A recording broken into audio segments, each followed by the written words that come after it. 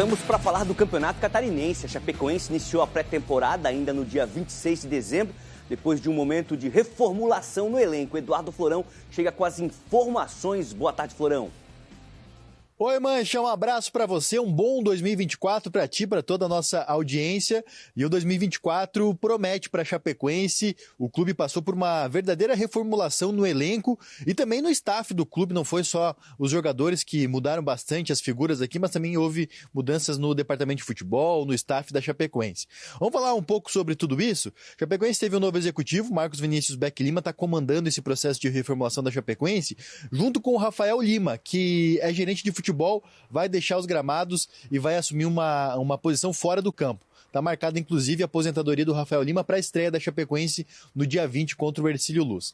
A Chapecoense também teve algumas mudanças no staff, por exemplo, a saída do fisioterapeuta Diego Fadelwili, que foi para a Federação dos Emirados Árabes Unidos, teve a saída do César Capelari, preparador de goleiro, e aí a contratação do William Castro, profissional com passagens por Atlético Mineiro, Cuiabá, Inter de Limeira, e aí as mudanças começam também no campo. São 18 contratações de jogadores, 18 novos jogadores na Chapecoense para a temporada de 2024, mais do que um time, né? Um time e também 7 suplentes, se a gente fosse colocar todos como titulares, e aí em todas as posições, goleiros, laterais, volantes, meio-campistas, atacantes, a Chapecoense reformulou bem esse elenco. De renovações de contrato, apenas o atacante Marcinho e também o zagueiro Bruno Leonardo. O atacante Perotti retornou do Japão, houve também uma prorrogação de contrato com o jogador e ele permanece na Chapecoense para a disputa da temporada de 2024. E também os jogadores remanescentes como o Bruno Vinícius, o Mancha, que são formados nas categorias de base da Chapecoense e jogaram bastante também na temporada de 2023. Algumas das contratações que mais se destacam aqui, né, que empolgaram mais o torcedor, o Marlone, velho conhecido aí do futebol brasileiro, passagens por Corinthians, Vasco da Gama, Atlético Mineiro, estava em baixa, estava no Vila Nova, não fez tantas partidas assim, mas é um nome conhecido aí nesse cenário de contratações da Chapecoense. E teve também a que mais empolgou o torcedor, o retorno do Tomás Bedinelli, que foi muito bem na Chapecoense em 2023, retorna depois de um ano no futebol da Coreia do Sul, agora com um contrato de 2 anos aí com a Chapecoense. Tomás Bedinelli, se repetir o bom futebol, certamente vai cair nas graças do torcedor mais uma vez, mas fato é que a Chapecoense passou por uma grande reformulação no elenco, pensando nessa temporada de 2024, com a meta de ir para a final do estadual e também com a meta de fazer uma Série B tranquila, né? Era a meta do ano passado também, não conseguiu, mas esse ano, 2024, o Chapecoense espera fazer aí uma boa Série B sem sustos para o seu torcedor. Volto contigo, Mancha.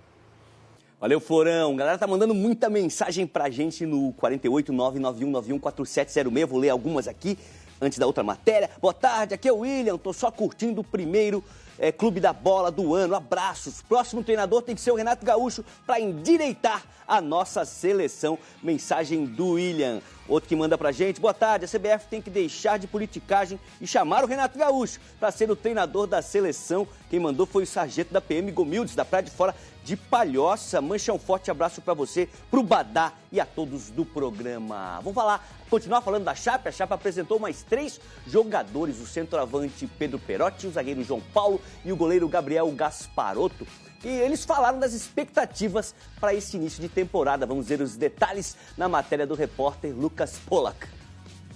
A primeira apresentação de 2024 anunciou 2 contratações: o goleiro Gabriel Gasparotto e o zagueiro João Paulo. A outra cadeira ocupada na coletiva era do centroavante Perotti, que teve o contrato renovado e volta de empréstimo. Independente da minha posição, eu sei que eu nunca vou chegar aqui e vou prometer que vou fazer gol. Eu sempre vou chegar aqui e vou prometer que vou dar o melhor, como sempre dei, sempre me dedicando ao máximo. Eu sei que o gol não é ali dentro do estádio. O gol começa lá dentro do CT, né? Trabalhando, se dedicando. Então é algo que é construído. E esta preparação já começou no centro de treinamento da Água Amarela. Praticamente o time inteiro foi renovado. São 18 novos jogadores. O elenco está se conhecendo. Eu vejo no olho do pessoal, eu vejo no olho do grupo, está todo mundo fechado em prol da Chapecoense, para que, se Deus quiser, a gente consiga levar ela para onde ela merece.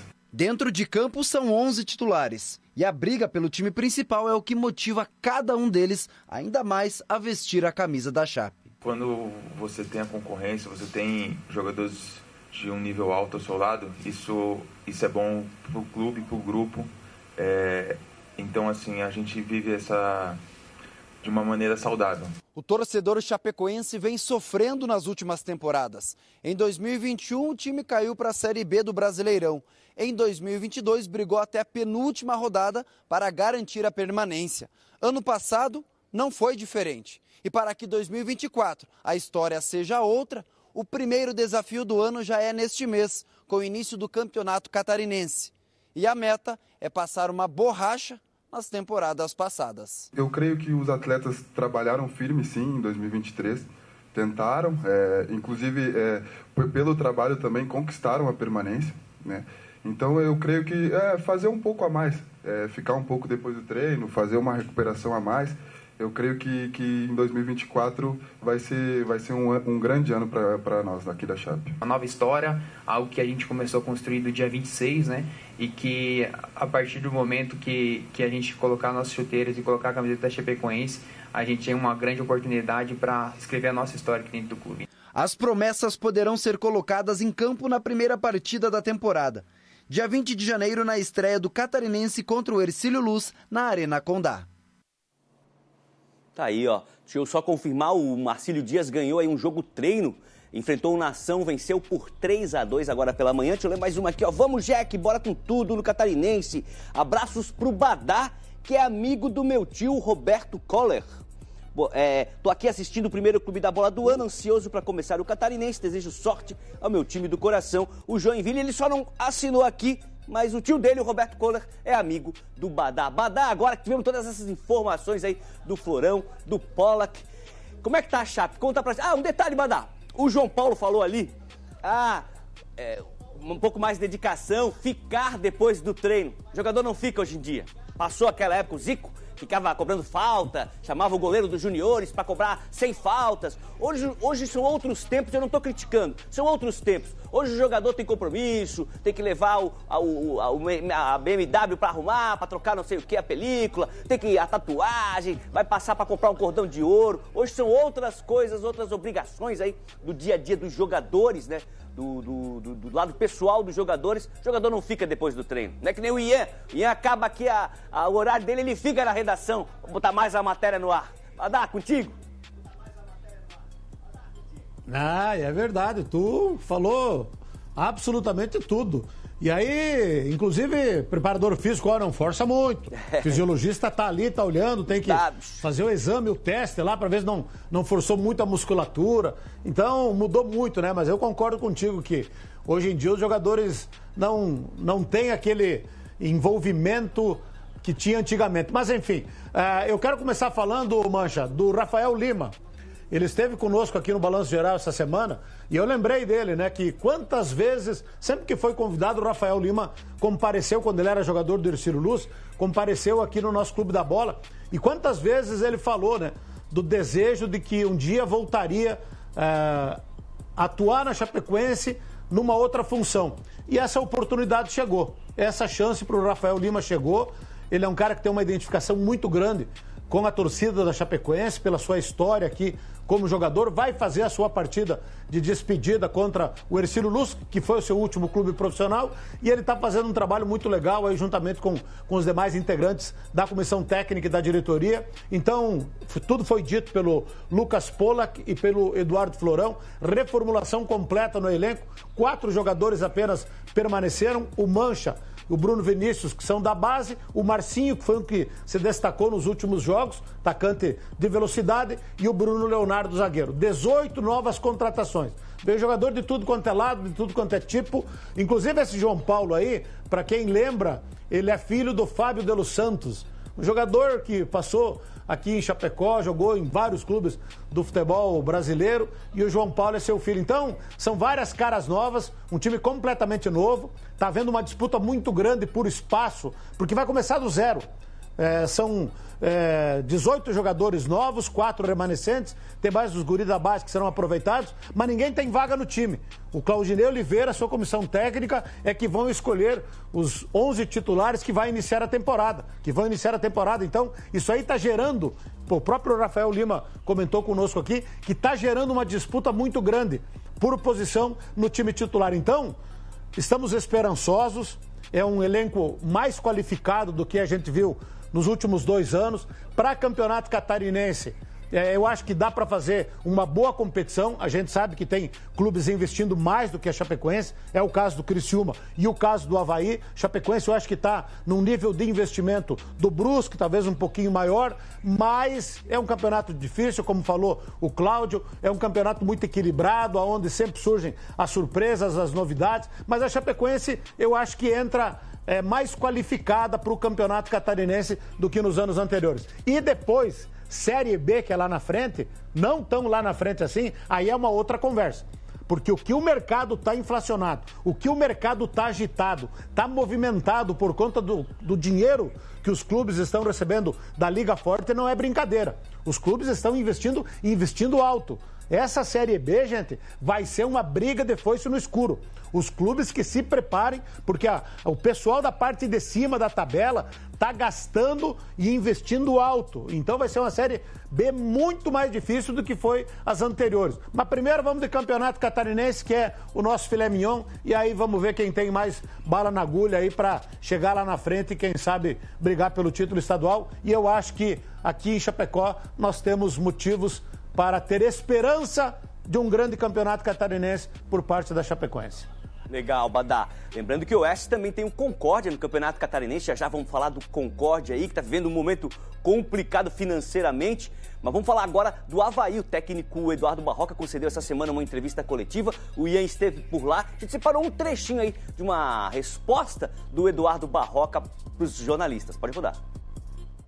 O objetivo é tentar ganhar o maior número de jogos possível, fazendo o maior número de gols, tomando o menor número de gols, jogando bem, fazendo o torcedor vir para cá e gostar do time. O cara que torce para o Avaí nunca vai deixar de torcer para o Avaí, né?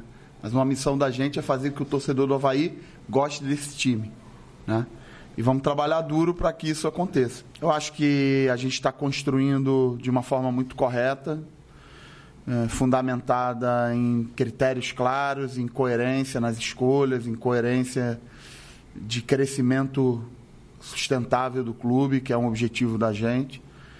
Então, espero que na hora que a bola rolar, a gente consiga desportivamente entregar tudo que o torcedor tem de expectativa com relação ao nosso trabalho, porque é importante, o futebol se fundamenta muito em cima da parte desportiva também, para que a gente tenha um grande ano. Sobre as carências, a gente tem conversado internamente, existem ainda algumas lacunas e que o clube está olhando, escolhendo, a gente tem conversado bastante para... a gente deixou muito claro na hora de conversar sobre esse assunto que a gente não queria que viesse qualquer um. Tá aí, Eduardo Barroca chamou atenção também ali, tá bronzeadão, o técnico do Avaí, com certeza aproveitou as férias, mas como ele falou, agora é trabalho. Ian, você esteve lá na coletiva, como é que você viu essa primeira coletiva do ano aí do técnico Barroca nessa pré-temporada antes da estreia no Catarinense? Olha, Mancho, eu acho que o Barroca foi muito feliz quando ele disse que o Avaí precisa buscar o equilíbrio. Ano passado mesmo, a gente geralmente tinha um time que ia muito bem no primeiro tempo e tinha uma queda brusca de rendimento na segunda etapa. Por vezes transformava jogos teoricamente que estavam mais fáceis em jogos difíceis. Dando um exemplo, eu acho que bem claro, o jogo contra a Ponte Preta, que praticamente sacramentou a permanência do Avaí. Um excelente primeiro tempo, teve bola na trave, chance criada, chance perdida. Acabou fazendo gol, chegou no segundo tempo, foi um Deus nos acuda, o Igor Bom sendo o melhor em campo. Acho que o Avaí foi bem no mercado até aqui. Começa o ano muito mais forte do que começou o ano passado, até porque agora também temos o dinheiro da Liga e o mercado está extremamente inflacionado também. Eu vejo um time hoje com mais opções. O que eu apurei é que o Avaí segue no mercado atrás de um centroavante mais pivôzão. Fala-se no nome do Léo Gamalho, mas por enquanto também não tem nada acertado. Mas eu vejo o Avaí começando o ano um pouco mais equilibrado nos setores. Chegaram opções para as laterais, chegaram novos zagueiros. O Avaí, até questionei se o Avaí seguiria atrás de um zagueiro com maior capacidade de passe, como era o Lipe, da categoria de base, que saiu ali no meio do ano para o futebol português. O que eu apurei é que não, realmente o Avaí está com 5 zagueiros, vai com esses 5 zagueiros e a busca segue realmente em busca de um camisa 9. O Avaí trouxe o Igor, tem ainda o Poveda, tem o Modesto, que é da categoria de base, mas deve contratar mais uma opção para o setor, mas... O Aloysio não deu certo, né? Não, Boi Bandido, o Aloysio né? já foi descartado. Foi um nome aí que na viradinha do ano apareceu, mas não vem. Esse não vem. Eu sempre, quando eu falo do Aloysio, abração aí para Aloysio. Eu lembro que teve um jogo no Scarpelli, na época que ele defendia o Figueirense, eram os amigos do Aloysio, eu não lembro se eram os amigos do André Santos, né, contra aquele jogo de final de ano, o Aloysio não foi, os amigos foram, o Aloysio não participou do jogo, tem sempre essa lembrança. Cláudio, eu sei que você é um profundo conhecedor aí do futebol da dupla da capital, foi uma boa a permanência do Barroca? Rapaz, essa é uma polêmica, né, que a gente teve inclusive também lá na Rádio Guarujá e com os torcedores, né, porque o Barroca ele chegou num momento em que a equipe do Avaí estava na zona de rebaixamento, o time nunca teve aquela consistência que a torcida ficasse com segurança de que, por exemplo, poderia sair lá de baixo e brigar pelo acesso. Tiveram alguns jogos, né, que essa alternância em relação a equipe ser mais ofensiva ou reativa, ela foi modificando jogo a jogo e ele foi se adaptando. Chegou um momento que o objetivo maior era escapar do que poderia ser o pior, né, que seria cair para a Série C do Campeonato Brasileiro, mas olhando o mercado, viu, Mancha, do futebol e na Série B, que deve ser o objetivo maior do Avaí nesse ano, o Eduardo Barroca é sim um treinador que tem essa capacidade, ele precisa rever alguns conceitos em relação a usar mais a base, por exemplo. Eu acho que senti falta disso nesse ano que passou, né, em 2023, mas tem toda a capacidade, é muito estudioso, ele é muito elogiado no mundo do futebol. A gente que conversa com vários profissionais aí do futebol, vem nele uma capacidade de trabalho muito forte, viu, Mancha? E acredito que ele agora, começando desde o início, né, não pegando o carro com o bonde andando, vamos dizer assim, trocando o pneu com o carro andando, acredito que a gente vai ver um melhor trabalho do Eduardo Barroca e vai poder cobrar mais dele também. Eu acho que tanto dele quanto do Freeland, dessa vez eles estão pegando um trabalho de início. Esperamos que tenha meio e fim, viu? Legal, Cláudio. Essa semana eu li, não lembro aonde, vou ficar devendo a fonte, mas eu li alguma coisa assim, Figueirense hoje, falando agora do Figueirense hoje é a 6ª potência do futebol catarinense. Eu comecei a fazer as contas, Chape, Criciúma, Avaí, Brusque, Joinville e Figueirense, será que é isso, a 6ª potência? Ou o Camboriú também, que apareceu aí com força nos últimos anos, já que o Joinville acabou ficando até sem série. Falar do Figueirense, só fiz esse enunciado que eu li, fiquei curioso, fiz até as contas ali para ver onde andava o Figueirense. Figueirense, Cláudio, você também conhece muito. O que representou para você toda essa mudança, a chegada do Marco Aurélio, as contratações que já estão aparecendo, Figueirense voltando a trabalhar, novo técnico? Conta pra gente. Entrando até nessa polêmica, né? Você não pode taxar, né, um clube grande como é Avaí, como é Chapecoense, Criciúma e Figueirense, você já do início do Campeonato Catarinense, um dos poucos estaduais que você tem várias forças. Você não consegue imaginar de início quem vai ser o campeão, né? Tem o favoritismo do Criciúma por estar numa Série A do Campeonato Brasileiro, o Avaí e a Chapecoense por estar na B, mas a gente lembra que é um Campeonato Catarinense de tiro curto, né? Um jogo é apenas um turno único, todos contra todos, e você não pode deixar de lado grandes equipes, o Figueirense da mesma forma. E sobre as alterações, como fez a Chape, e a Chape fez de forma muito forte, o Figueirense também. Quando você não vem bem no ano, o Figueirense lutou para não cair, né, para a Série D do Campeonato Brasileiro, foi o que a gente viu na Chape, lutou para não cair para a Série C, foi da mesma forma que o Avaí. Você precisa reformular, você precisa alterar praticamente tudo. E já trouxe, né, uma reformulação forte. Vem aí o Marco Aurélio Cunha, já está aí fazendo um trabalho e a gente está vendo os profissionais contratados que viram pela credibilidade desse novo profissional uma forma de fazer um Figueirense diferente, uma filosofia diferente do futebol do Furacão. Então, acredito que o Figueirense venha de uma forma mais estruturada, desde fora para dentro de campo. Mas, claro, o estadual vai ter aí muitos jogadores jovens, né? Uma média de idade de 24 anos nessa equipe do Figueirense, então ela vai ganhando o casco. Acredito também que o objetivo maior do clube é subir para a Série B do Campeonato Brasileiro, mas essas alterações, que foram quase que em 100%, eram muito necessárias no estádio Orlando Scarpelli. Legal. A galera tá mandando muita mensagem, daí como às vezes não tem o contato da pessoa no telefone aqui do programa, é difícil pegar o número, mas AM Extreme Streaming, ele assina assim, acho que é um negócio de streaming aqui de jogos, me pareceu. Boa tarde. Tem que ter um comentarista do Criciúma aí no programa. Nós temos. Dr. Renato Semensati, Sir Renato Semensati, ainda está no períodozinho de férias, né? Cada um foi entrando de férias na semana, então tem gente voltando na segunda-feira, na terça-feira. Semana que vem já estaremos reforçados aqui com o Renato Semensati. Mancha, Criciúma campeão catarinense 2024. Hoje é a primeira potência, sem dúvida, do estado, o Tigre. É a opinião do nosso telespectador. Falar do Concórdia. A gente vai falar agora, é hora de falar do Concórdia. O repórter Diego Antunes foi conferir o trabalho do Galo do Oeste lá em Concórdia. Diego vai contar pra gente, mas depois tem um assunto aí que tá mexendo aí com os transportes futebolísticos de Santa Catarina. Já o Badá vai falar. Fala, Diego! Olá, amigos que acompanham a programação do Clube da Bola. Nós estamos aqui na capital do trabalho, em Concórdia, acompanhando o trabalho do Concórdia Atlético Clube. Ao meu lado, o técnico Lucas Isoton, já comandou os trabalhos aqui.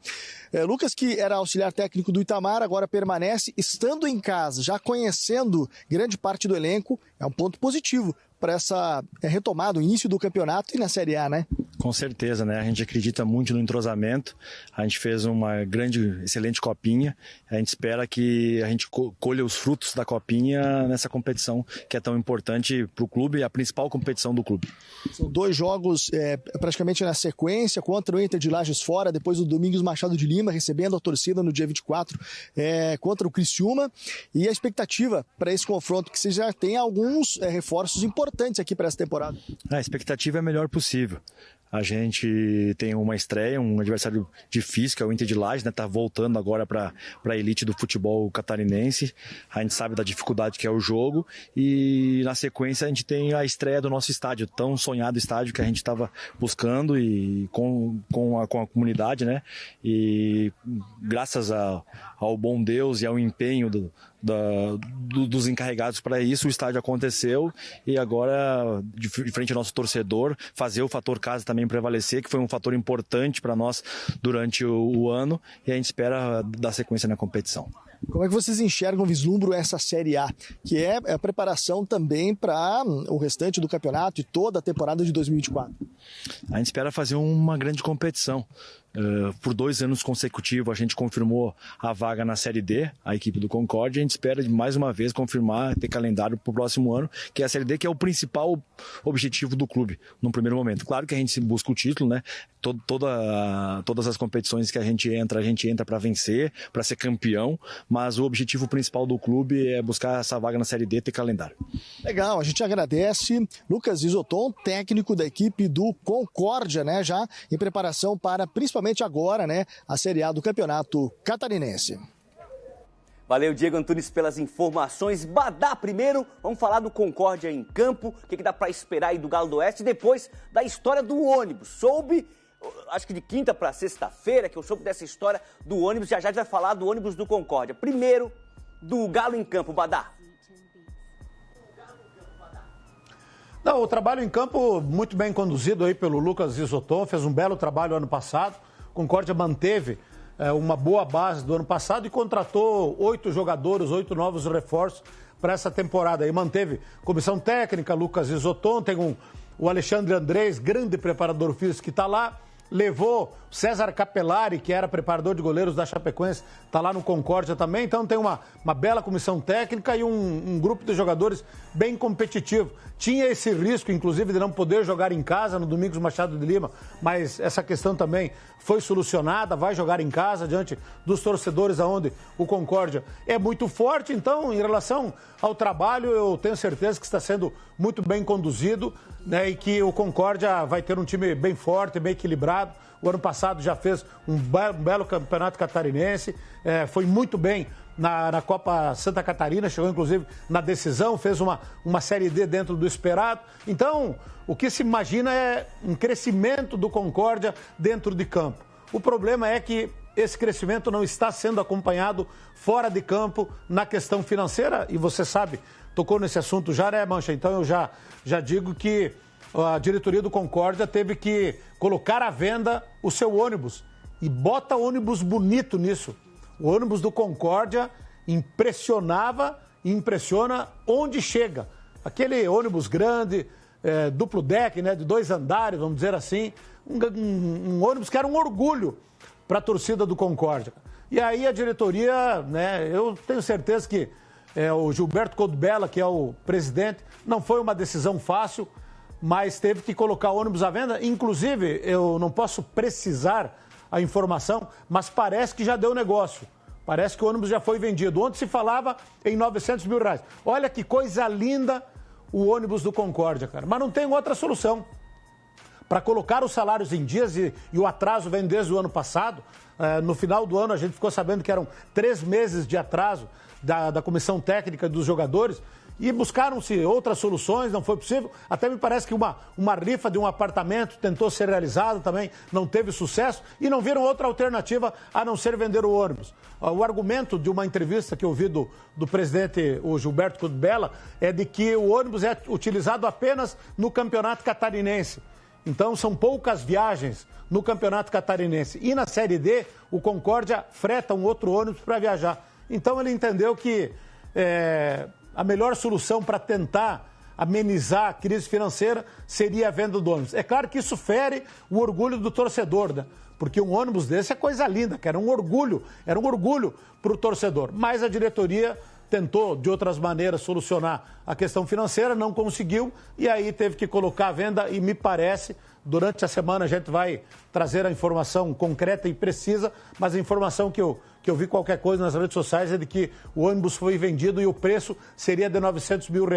É uma pena porque era um patrimônio do clube, um ônibus bonito e era um orgulho para o torcedor do Concórdia, né? Mas às vezes tem que abrir mão, né, do patrimônio para poder tocar o futebol, e foi essa a solução que a diretoria do Concórdia encontrou, e esperamos, né, que a comunidade de Concórdia abrace o time, apoie o clube para o Concórdia voltar a ter o crescimento que vinha tendo aí nos últimos anos. Notícia, sentimento duplo, né? Triste pela venda, mas legal que deu negócio aí, vai deixar o caixa do Concórdia zeradinho. Olha só, o Sérgio mandou, eu provoquei a galera aí sobre seleção, a gente provocou no início do programa, né? O Sérgio coloca assim, ó, fala galera do Clube da Bola, beleza? Seleção brasileira não se classifica para a Copa do Mundo. Com essas feridas que estão convocando, jogadores de empresários. Gabriel Jesus, centroavante que não faz gol, só no clube que joga. E olhe lá, Dorival Júnior vai se queimar com a seleção brasileira. Ele que fique no São Paulo, é o melhor que ele faz. E ele pergunta, cadê o comentarista do Jack? Nossa Drica Evarini está ainda no período de férias, mas semana que vem, nos próximos programas, ela retorna com certeza. E Ansel e Cláudio, quem tá... Sempre tem aquela, né? Quem está se preparando melhor, quem vai correr por fora, quem pode surpreender. Essa época muito de vistoria, né? Alguns times ainda estão com problemas nos seus gramados, nos seus estádios para liberação. Quem que vocês acham que está largando na frente? Parece, obviamente, a resposta ao Criciúma, por ser da Série A. A Chape, que já começou ali na virada de dezembro. Eu vejo o Criciúma assim com franco favoritismo. Pela estrutura que tem, pelo não endividamento que tem, pelo elenco que tem, por ter mantido a base, por ter mantido seu técnico, seu atual campeão, a atmosfera do Heriberto Wilson, o Criciúma é muito forte jogando em casa, sempre com casa cheia, mais de 10 mil pessoas sempre. Eu vejo o Criciúma com um amplo favoritismo no Catarinense. Olhando por fora ali, de repente o Avaí montou um bom elenco, mas também, querendo ou não, acaba sendo uma incógnita, a gente não sabe se o time vai encaixar, se não vai encaixar, como é que vai ser o trabalho desse ano. Chapecoense também se reforçou muitas mudanças. Figueirense é uma grande incógnita, na minha opinião, até conversava com o Cláudio fora do ar. É um elenco muito jovem e que me preocupa em momentos em que a coisa não anda bem, como é que esses garotos vão responder. Tem só 2 jogadores acima dos 30 anos, o Léo Baiano e o Genilson. Então, para mim, até falávamos antes do Figueirense ser a 6ª força, eu acho que é muito difícil cravar isso pela camisa que tem o Figueirense e por ser uma grande incógnita. Não sabemos o que esperar do Figueirense no Campeonato Catarinense. Cláudio, tem uma frase, ó, qualquer campeonato catarinense, quando ele vai ser lançado, lançamento, vai ser o melhor catarinense de todos os tempos. Será que esse ano vai ser? Eu acho que esse ano vai ser, viu, aí, ó. Eu acho que eu acredito e taxo isso de forma muito forte, porque não só pelos valores da Liga Forte que o Badá falou, né, em relação aos clubes da Série B, que é o Avaí, a Chapecoense, o próprio Criciúma na Série A, e muita gente não está falando do Brusque. Para mim, os 2 times que fizeram a final desse ano foram que mantiveram os trabalhos mais longevos, né? O caso principalmente do Criciúma com o Cláudio Tencati, com uma base de equipe, ficou com essa base, fez boas contratações, está trazendo o Trauco, o jogador, né, peruano, que jogou no Flamengo até pouco tempo, boas contratações fortes. A equipe do Brusque, né, manteve o técnico Luizinho Lopes, foi o finalista da competição e foram as duas equipes que melhor foram os catarinenses durante o ano de 2023. E por fora, Avaí, Figueirense, Chapecoense, não dá mesmo para o Figueirense, que não tem essa força financeira, você colocar de fora, diante da nação que tem, a torcida que tem, e um trabalho do técnico jovem, João Bursi, com aposta, jogadores jovens, começou antes, já está na 4ª semana de treinamento, hoje o futebol é muito físico, né? E tendo um encaixe, a gente teve campeonato recente com o Buriú fazendo a final, né? Então você jamais pode afastar essas forças, e sei que vai ser um campeonato muito forte, a Chapecoense corretamente fez uma reformulação quase que total, diante daquilo que a gente viu. O Avaí fazendo boas contratações. Olha, vai ser um campeonato que o Clube da Bola vai ferver durante 2024 todo aqui ainda, após o campeonato ainda vai ter repercussão, viu? Legal. Eu quero saber a opinião do Badá também, quem que ele acha que pode correr por fora, mas deixa eu dar um recadinho que a gente recebeu aqui do Evilásio. Pediu assim, pô, Mancha, comenta aí pra divulgar que o Nação, tem um convite especial, o Nação agora que é de Araquari, vai ser o lançamento da campanha de sócio proprietário, lançamento da campanha de sócio torcedor, lançamento dos uniformes oficiais de 2024 e a apresentação do elenco, tudo no mesmo dia. Deixa eu achar o dia aqui. Aqui, ó. Vai ser no dia 15 de janeiro, 7h30 da noite, na Farm Hill, na BR-280, quilômetro 33, em Araquari. Vai ter essa festa, teremos atrações musicais e surpresas. Galera, o torcedor aí, o Leão do Norte Catarinense, é o torcedor do Nação de Araquari. Legal demais. Badá, favoritos e quem você acha que pode correr por fora? Ainda é cedo, mas nesse primeiro olhar. Não, eu acho que eu concordo com o Iel e com o Ian e com o Cláudio. O Criciúma larga como favorito, porque hoje é um clube de Série A, com um orçamento de Série A, é só ver as contratações que o Criciúma está fazendo, jogadores de disputa de Libertadores da América, inclusive. Então eu acho que o Criciúma, 18 mil sócios, não sei se esse número aumentou, pode até ter aumentado, mas terminou o ano com 18 mil sócios. Aí vem a grana da Liga, aí tem o orçamento da Série A, então poder de investimento, contratou 4 jogadores até agora, eu acho que vai contratar mais, manteve comissão técnica, então eu acho que o Criciúma tem que assumir, inclusive, essa responsabilidade, é um assunto que eu vou tratar com o Renato Semensati, quando ele voltar. O Criciúma tem que assumir o protagonismo, ter essa responsabilidade do futebol de Santa Catarina, mas isso aí eu quero discutir com o Renato Semensati, mas indiscutivelmente eu acho que o Criciúma larga na frente. Depois, o Avaí contratou um jogador, Maurício Garcês, me corrijam aí, pagando 2 milhões de reais, é porque está com o café no bule, é porque está com dinheiro.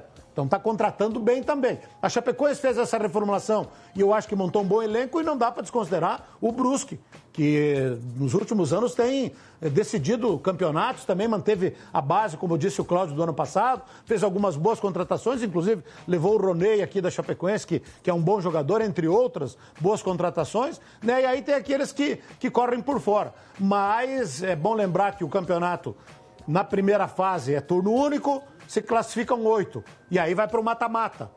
Aí vai para o mata-mata, que aí tudo pode acontecer e nem sempre o favorito pode vencer. Então, o diferencial do Campeonato Catarinense é o mata-mata. Quartas de final, semifinal e depois a decisão. Mas eu acho que esses 4 aí, Criciúma, Avaí, Chapecoense e Brusque, é os que vão entrar mais fortes na briga pelo título. Legal, Badá.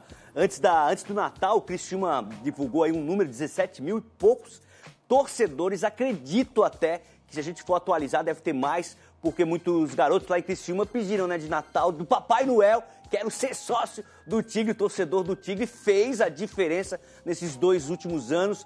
Eu falo sempre, né? E no jogo do Criciúma, a charanga lá, a banda, não sei como é que eles chamam, começa a tocar 1 hora antes do jogo, toca o jogo todo, e você vai embora ouvindo os caras tocando ainda e fica com a música uma semana na cabeça. Sou cavoeiro. Uma semana essa música não sai da cabeça, para quando a gente vai lá cobrir e trabalhar no jogo lá no Heriberto Rios. Deixa eu ler uma mensagem aqui que é do Rodi Cipriano. Bem legal, olha só.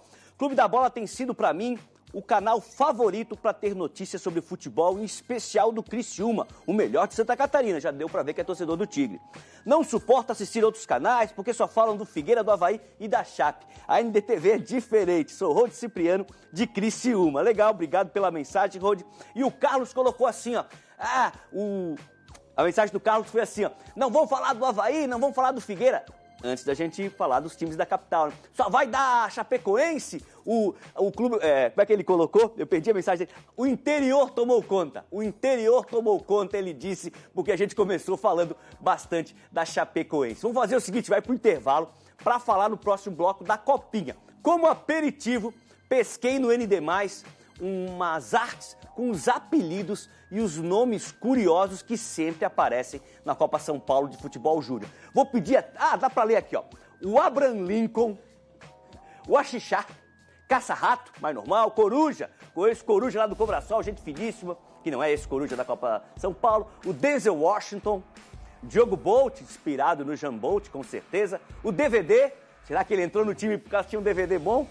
O Eike Batista, deve ter grana, o Extrato também deve ter grana, o Faísca, o Feijoadinha, Formiga, mais normal, né? O Fubá, o Gaiola, o Gansim, que deve ser um ganso pequenininho, né? O Gansim, o Gelado, o Gigante, o Gogó, o Gustavo Boiadeiro, tá na onda aí da Ana Castela, e o Hulk mais normal também, já tem um Hulk famosíssimo, tem outra arte, tem mais, ó, Isaac Newton, o Geregol, o Kaká comum, né?